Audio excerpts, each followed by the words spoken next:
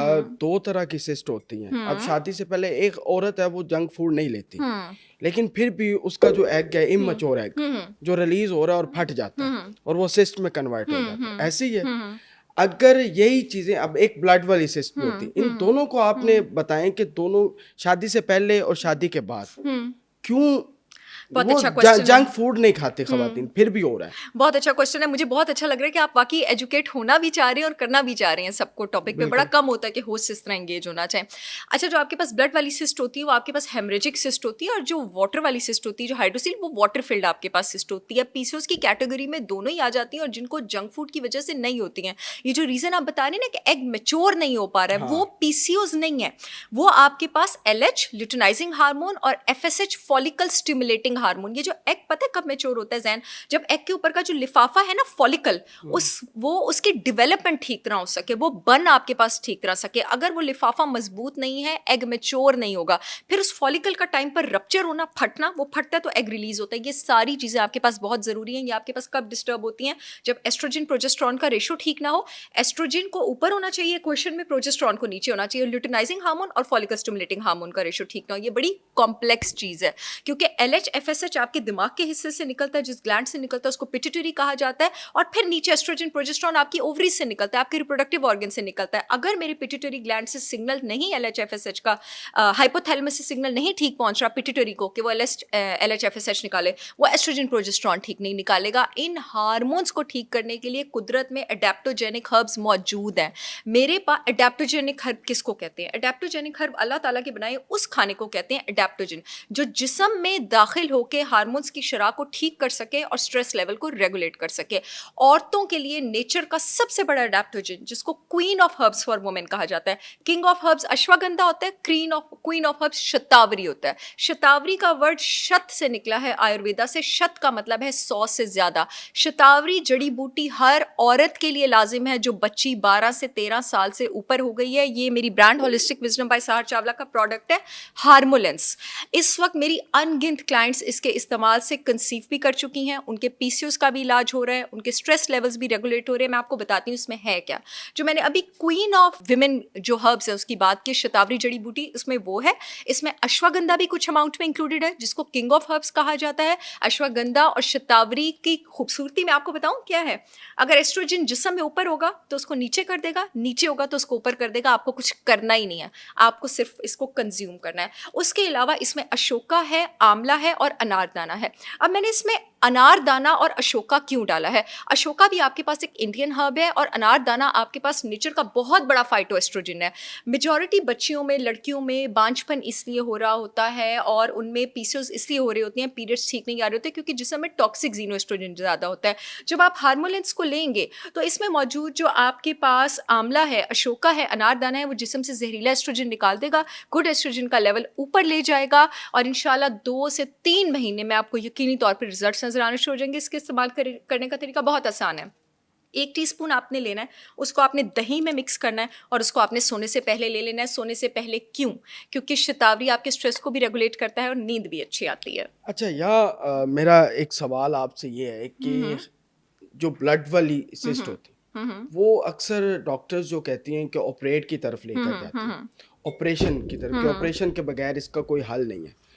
तो एक तो वो बता दें कि वो जो ब्लड सिस्ट है उसको वाकई ऑपरेशन उसका हल है? अच्छा, अगर सिस्ट बड़ी है, ठीक है, ये तो आप रिपोर्ट देख के बता सकते हैं। सिस्ट बड़ी हो तो फिर मैं भी अपने पेशेंट्स को कहती हूँ कि आप ऑपरेट करा लें। उसके बाद फिर मैं अगर 2 बन जाती हैं ब्लड वाली? नहीं, कभी कभी मेरी क्लाइंट्स की 8-8 सिस्ट भी बगैर ट्रीटमेंट के मेरे पास रिजॉल्व हुई हैं। लेकिन डिपेंड करता है कि सिस्ट का साइज क्या है। सिस्ट का नंबर नहीं जैन, सिस्ट का साइज, वो कितनी बड़ी है, उसका लेंथ और विड्थ रेशियो रिपोर्ट पर देखना पड़ता है, उसका डायमीटर कितना है। अगर मुझे, जैसे एक डॉक्टर को अपने काम का पता होता है, ऑपरेशन के बाद नहीं बनेगी ना। अगर बाद में आप इन चीज़ों का, अगर आप बाद में इंसुलिन रेजिस्टेंट नहीं होते हैं तो बहुत कम चांस है कि आपके पास ऑपरेशन के बाद बने। कुछ सर्टेन हर्ब्स हैं जिनका अगर आप इंसुलिन लेना जरूरी हो जाता है। नहीं, इंसुलिन लेना नहीं, अगर आप इंसुलिन रेजिस्टेंट नहीं होते अच्छा, हैं, यानी अगर आपके जिस्म में इंसुलिन जरूरत से ज्यादा बढ़ती नहीं है, तो आप किन लोगों को बाद में बार बार सिस्ट होती है? उन लोगों को होती है जो लापरवाह रहते हैं। 3 से 4 चीजें मैं आपको बताऊं, अगर आपको एक बार सिस्ट हो गई है, लापरवाही की वो 3-4 चीजें बताओ। लापरवाही की 3-4 चीजें हैं, एक्सरसाइज ना करना, रात को देर तक जागते रहना और जंक फूड कंज्यूम करना। कुछ ऐसी चीजें हैं जिससे आप जिस्म में इंसुलिन के लेवल्स जो हैं वो नीचे लेकर आ सकते हैं। सबसे बड़ी चीज जिससे आप जिस्म में इंसुलिन रेजिस्टेंस जो है वो रिवर्स कर सकते हैं, वो है आपके पास करेला पाउडर।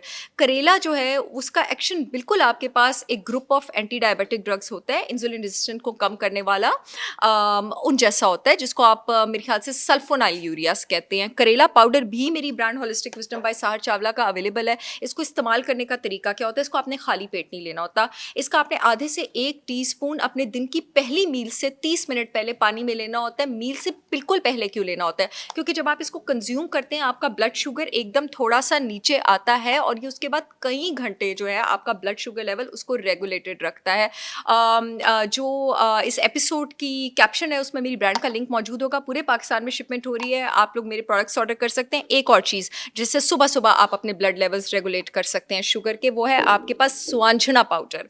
अपनी रूटीन बना लें कि सुबह खाली पेट जो आपने पानी का ग्लास लेना है उसमें आपने 1 टीस्पून मोरिंगा सुआंजना पाउडर लेना है। ये भी मेरी ब्रांड का अवेलेबल है।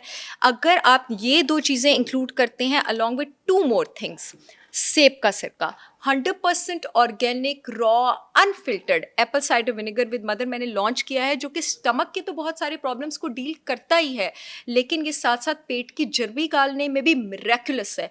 1 महीने के अंदर अंदर आपकी पेट की चर्बी कम होना शुरू हो जाएगी, ये मेरा दावा है। आपके ब्लड शुगर लेवल्स रेगुलेट होना शुरू हो जाएंगे। इसको यूज कैसे इसको करना मैं आपको बताती हूँ। इसको कभी भी आप कॉन्सेंट्रेटेड फॉर्म में नहीं लेते, इसकी तेजाबियत बहुत ज़्यादा होती है, दांत खराब हो जाएंगे। इसको हमेशा स्ट्रॉ के साथ लेते हैं और कभी भी इसकी डोज आप 1 टेबलस्पून पे नहीं जाते। आपने 3 से 4 कतरों से स्टार्ट करना है और आपने इसको नाश्ते से कोई 2 घंटे पहले लेना है, क्योंकि इसको 2 घंटे चाहिए अपनी ब्लड शुगर लेवल पानी में रेगुलेशन हल स्टार्ट। करके भी पानी लेना में हल करके स्ट्रॉ के साथ लेना है 3 से 4 कतरे।